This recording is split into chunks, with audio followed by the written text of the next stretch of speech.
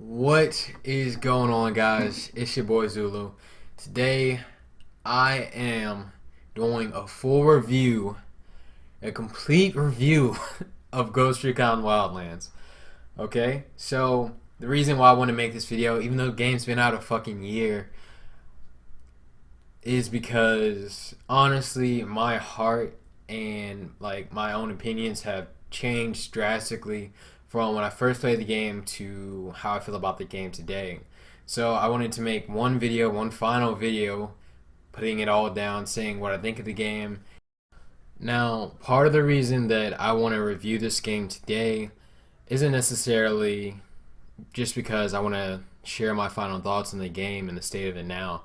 Part of it is because if you wanted today to find a review about Ghost Recon Wildlands, whether it be on a site or a video on YouTube, I bet you couldn't find that many that weren't too overly critical of it.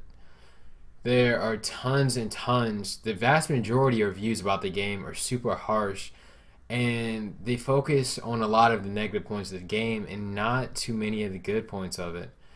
So that, and along with the fact that there's this whole controversy right now about huge media outlets stealing reviews from gaming YouTubers and other independent reviewers on the site. And then you got these super overcritical and exaggerated reviews from Clean Price Gaming and Downward Thrust, these fucking video essays. It doesn't, I don't know, you getting a good idea about the game, it just gets really, really fucked up. And you can't get a clear idea of what it is you want to know about as far as the game goes. Because I feel like some of these guys, their opinions are being formed by the predisposed opinions of gamers, or you could say they're just riding the train of what everyone else thinks at the current moment. I feel like they're not really putting their honest opinions on the game after playing it and being with the game for a while themselves. I mean, originally I had a really harsh opinion in the game, but then I sat down and played it thoroughly, and now I just love it. I can see and appreciate all these different things that I couldn't see before. I really just had to appreciate the game for what it was and not harp on it for what it wasn't. A sequel to Future Soldier.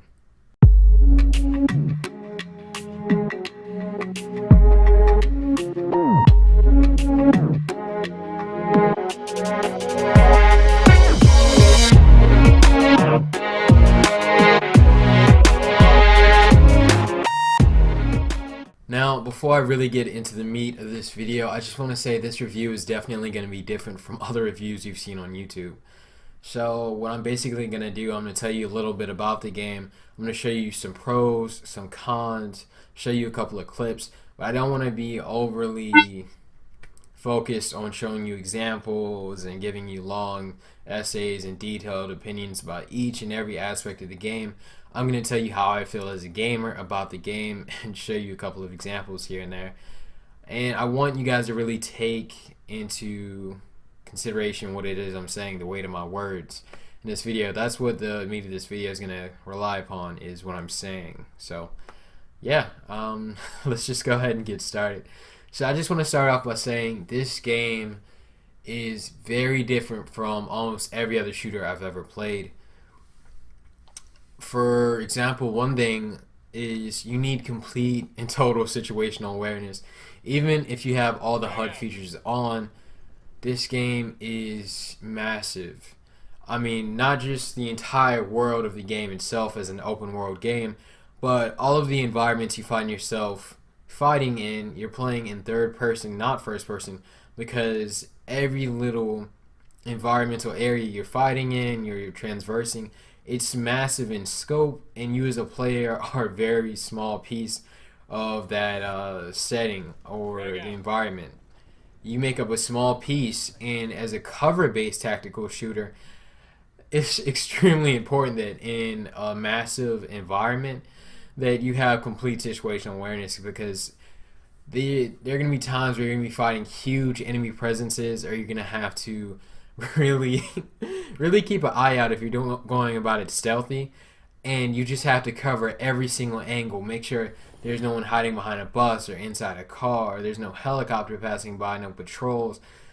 You're gonna see if you play the game yourself, but That's something I learned about this game, about how different it is. You know, when I first started playing it, I was getting my ass handed to me constantly, and I couldn't figure it out. But when I realized that my player model is actually very minuscule in comparison to the surrounding environments, and that the environment plays a huge role in this game. Like, you really need situational awareness. It's not like other games where it's fucking obvious where you're being attacked from or where you need to be paying attention to. In this game, having situational awareness is key, and it really makes you much sharper as far as your senses go.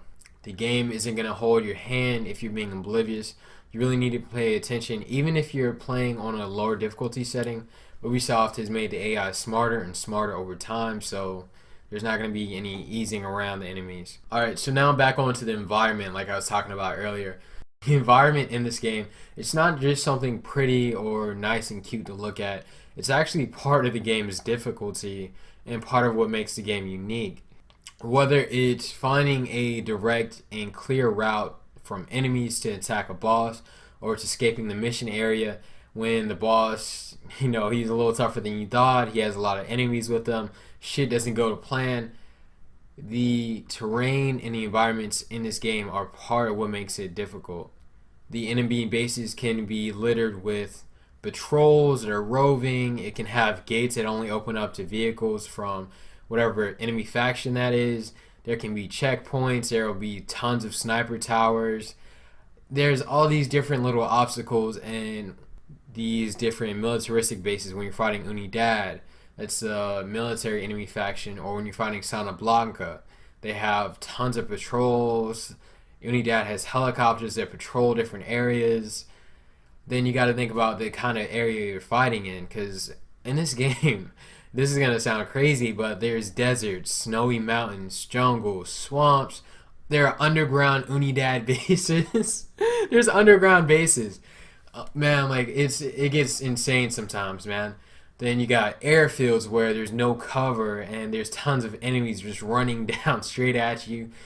It can get completely insane sometimes. That's just a brief overview of the game itself. So now I'm going to break the game down into pros, and then I'm going to break it down into cons after I get down to pros. But before I go into all the good things I think about, before I get into all the things I think are great about this game, I want to show you guys some clips that I think show off the very unique nature of the game and all the awesome and cool shit you can do in it. So without further ado, watch the clips and then come back to me.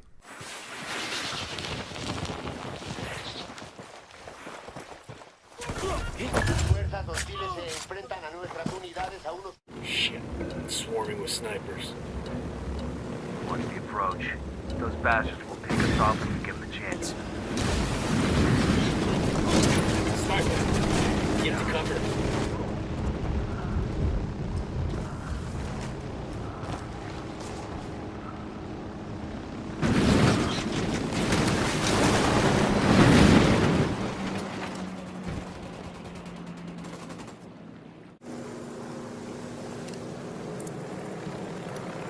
We got a chopper.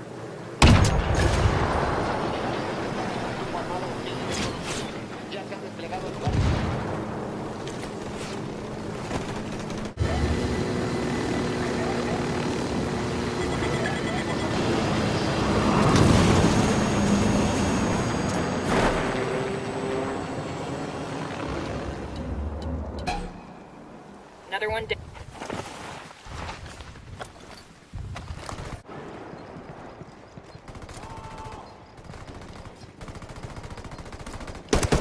Linux are using this antenna as a listening post to monitor rebel radio messages.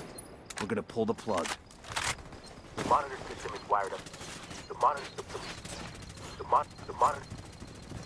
system is wired up to a computer unit. Hack in there and disable it, but don't trigger the firewall.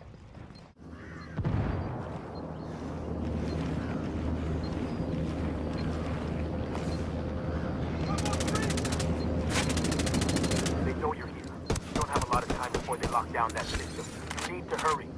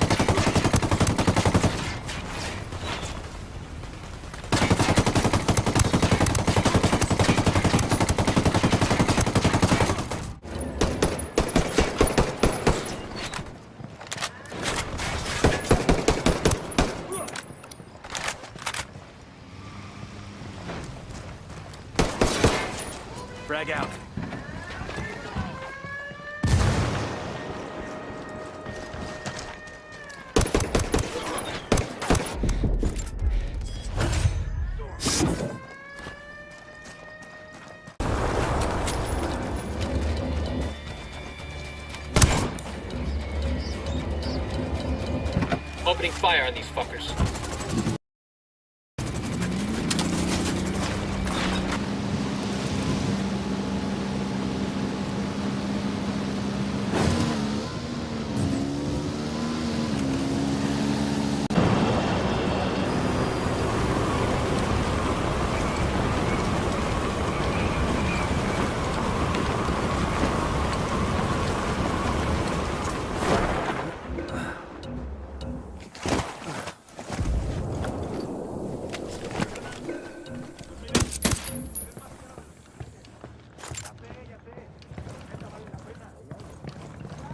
Alright, so for you guys that weren't paying attention, in those videos, you could see the beautiful animations, the attention to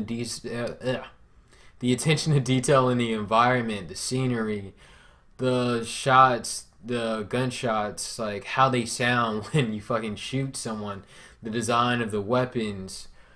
You could, oh, when the helicopter was shooting at me and it was like shooting missiles into the field where I was hiding at behind the trailer flipped over. In any other game, that trailer would have been fucking stagnant. It would have sat there and been stuck to the ground.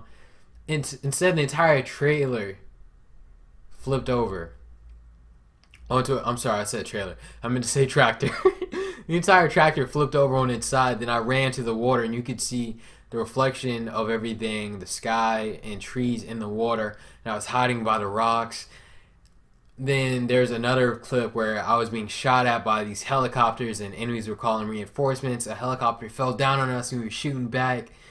Then, you know, you got this clip where I was jumping out of a helicopter because I was being fired at and a missile hit the back of the helicopter. I'm flying down fucking... You can see this huge map and the scale and details of the environment as I'm falling down, skydiving, in multiple clips. Like there's all these small attention to detail things and nice things, like these little details that they added. Like I'm like sucking the game off right now, I know, but God, this game is just beautiful in its design and make like every little piece of it, man. There's even a scene where I drove into a car and my dirt bike, it drove over the car like it was a ramp. And that you don't find stuff like this in other games, man. You have to appreciate good game design where you find it, man, because in games nowadays it is not there. That's why I definitely think this game is one of those few that are underrated, and you know, people don't always see a gem when it's in the rough. That was a mouthful. Okay, so now I'm going to be talking about the pros of the game because I want to just keep sucking it off. And after I do that, we're going to go on to the cons. Pros of the game. So, my initial thoughts on the game were really harsh because I was butthurt that it wasn't a Future Soldier sequel and that so many design features of the game had been changed from how tight-knit the gameplay was from Future Soldier. Like, it was Future Soldier, I still think is like perfect, but it's definitely starting to show its age. So I was definitely butthurt when this game came out, from when I first saw it at E3 to when I first saw gameplay. I was harping on it. To even when I first played the game, like I could not get into it because I was butthurt, and I admit that now. I was definitely wrong back then, and I'm glad I got to give the game a second chance because I play it like every day now. For me, what this game does as a tactical shooter, it pushes the boundaries of depth and immersion for a more realistic setting. Like, it's 4-player cooperative, and it's one of the first games I've ever seen to emphasize the importance of situational awareness. In other games, your enemies, you could always tell which direction they were coming from. It was apparent what they were doing, how they were doing it. In this game, you have to really be paying attention to your environment. Your player model is such a minuscule feature or thing in the environment, this massive atmosphere and setting, that you have to pay attention to everything around you, like a full 360-degree situational awareness. Because, I mean, when you're playing on these harder difficulty settings, Tier 1, Ghost Mode, you can't make mistakes because you failing this mission, sometimes it can all come down to you. This game puts such a heavy emphasis on not only situational awareness, but also how a nicely layered level design, I'm sorry, I said that backwards. A nicely layered level design. Did I say that right? Okay, I think I did. How it can either hinder or improve a mission's success. Not to mention that some of these missions are very creative and get intense at times.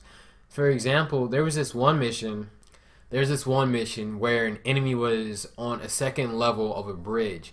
We drove over to the bridge and we got ambushed from in front of us, where there were all these houses with enemies in them with assault rifles. Then on top of the bridge where the enemy was, there were snipers. And behind us, they called in reinforcements. Like, I think this is in Fallen Ghost DLC. This mission is one of my favorites because you really had to get creative. Like, we made a blockade of cars and we were hiding in between them. And the mission just got real hairy.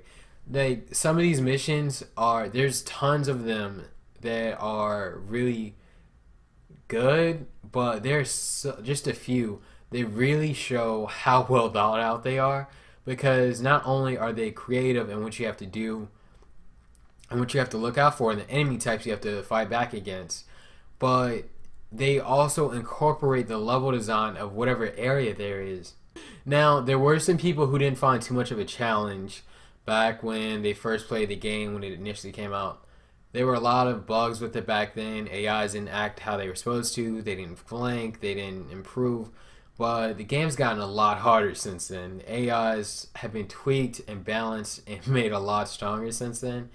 And if you want a more immersive and surreal experience, you can completely customize your HUD. That's one of my favorite aspects of this game. I can really immerse myself in what's happening, the gunplay, the, cooperation with me and my squad mates, us moving like an actual military unit. It's so much fun. And if you want to, with this HUD and how easily you can tweak it, you can have a much more realistic experience. Now, aside from the main story, what came after that was Fallen Ghost.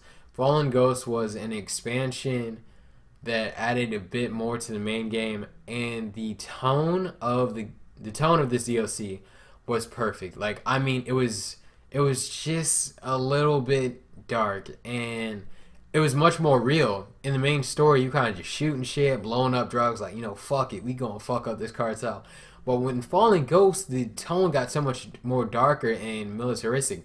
It became a parallel to real life and the consequences you have of doing any type of covert operations in a military unit, or having a direct impact on civilians and political affairs inside a different country. Like, it really was on the borders of real and fiction. It was actually much more grounded and realistic than the main story was, and I appreciate it. I wish the entire game carried that type of tone over. So aside from that, I want to talk about some of my favorite missions / favorite boss. So my favorite boss was El Yayo. If you actually speak to El Yayo and you don't beat the game early, El Yayo is actually one of the more grounded characters. He has a much more realistic outlook on life for someone who grew up around, people actually living that life. And he seemed like a real character. He felt like a real character. So I didn't see him as just some evil fuckhead like Sueño. One of the best characters, most realistic characters in the game were El Yayo and Nina. What was her name? Nina Suarez? Whatever that bitch name is. These characters were a lot more real, and as far as the more impactful missions go, the one where you actually find out about Agent Sandoval in his past and what he was up to, or the one where, spoilers, Amaru died at the end of the game, these were some of the missions that actually made me feel like there were consequences for us trying to turn the entire cartel on its head. I mean, this is like an international drug cartel. So you would think there are much more serious consequences for us trying to fight against it.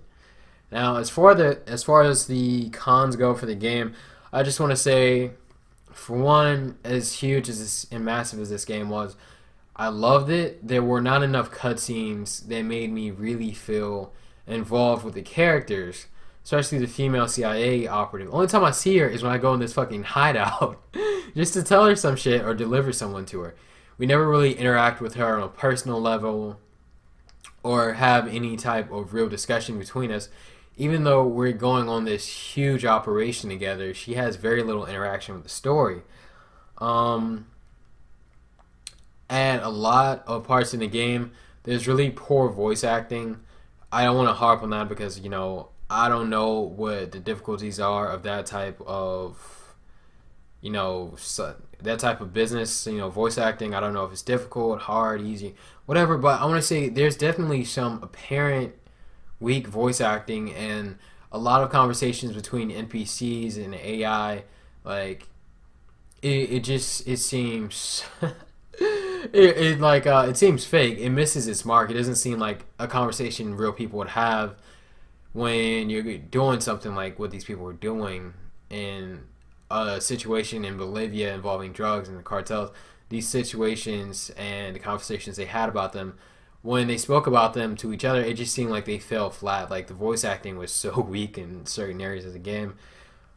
Now I want to talk about civilians. So civilians, don't get me wrong. I realize we're in the country of Bolivia. We're fighting in all of these different biomes and territories across the entire country. However, what didn't make sense to me was there were civilians in every last location in the game.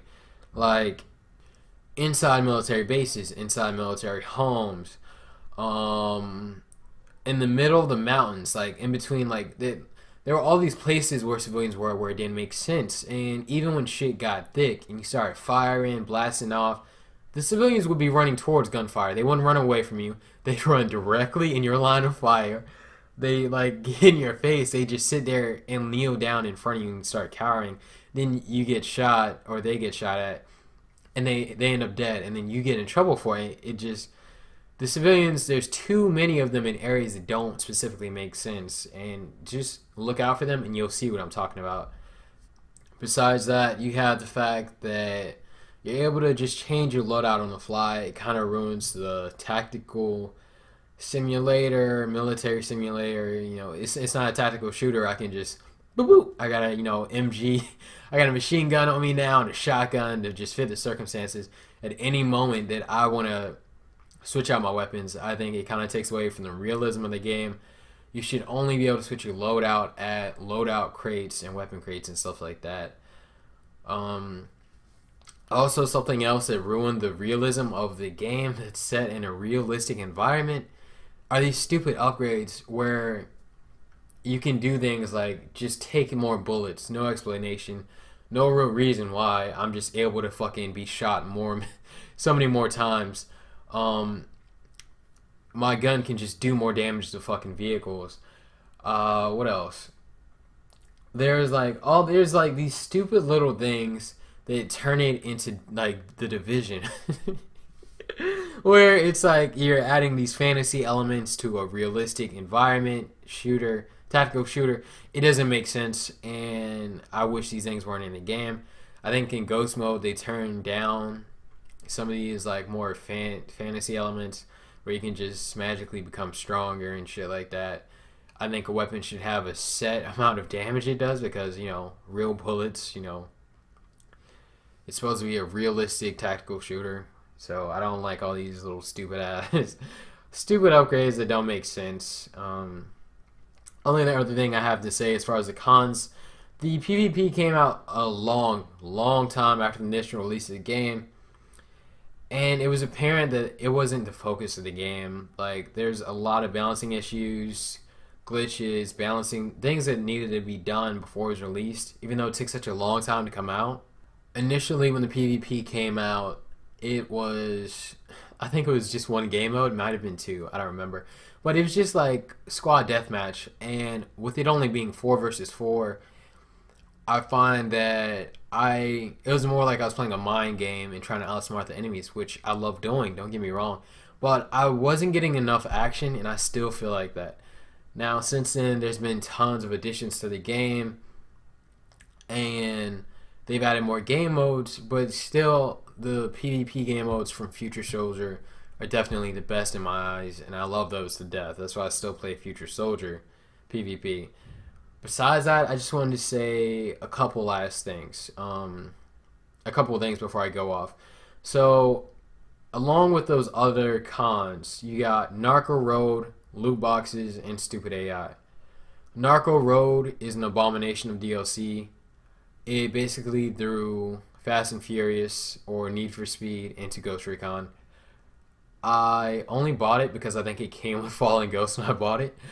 I'll never play it. It's trash. Has nothing to do with Ghost Recon. I bet if you put that in Future Soldier, I bet if you do some shit like some random shit that will like a different category type of game into Future Soldier that was just really cheesy and tacky into like Future Soldier or Advanced Warfighter, I bet all the old heads would have fucking set fire to the disc and been going to ham on those fucking forums. After that, you got loot boxes. You got like loot boxes and like credits, and loot boxes are ass and trash. There needs to be the monetary system for buying in-game stuff needs to be much simpler because I still don't completely understand it as far as the PvP goes, and I think there's like this loot box system. I don't partake in stupid shit like that in games, so I don't even pay that much attention to it, but I'm pretty sure it's in there. And stupid AI. The AI used to be completely idiotic, but there have been some significant changes to them. And I'm not talking about like the enemy AI, I'm talking about your teammates. Like your teammates, they can tank all types of damage. They can just run around without being seen. They get you up no matter what, almost 90% of the time. And then other half the time, I've seen them put 200 rounds into a person that's an enemy AI, and that person doesn't die. There's so many problems with them, but they've made some changes and improvements, but there's still definitely problems with them. Yeah, this is my entire review of the game. I basically reviewed everything. I just want to say that this game is constantly changing and being updated, and that the developers behind this game, the great developers, they are listening to the community. They're not doing it as fast and as significantly as some people may want, but they are definitely out there making positive changes to the game, and I respect them for that. This game is definitely a diamond in the rough. I think I'm talking pretty fast. I'm not sure, but I just want to say that this game is a gem in my eyes, and I've been playing it for it's like over 70 hours. It's some crazy number. I don't remember specifically, but I love it, and I really hope that the next Ghost Recon game fixes some of the mistakes that they made here, and that the game's devs keep doing what they're doing, because they're doing alright in my book. But I'm out. This has been a super long video. I have to edit this shit now. So, the end of the video question, which I always end up asking these past couple of videos. My question for you guys is, what did you appreciate most in Wildlands? Whether it was a game design element or the level design, whatever it was. What did you guys appreciate the most about the game upon release? The keyword of the video is going to be #review. Because fuck it. Alright guys, I'm out. I'll catch you.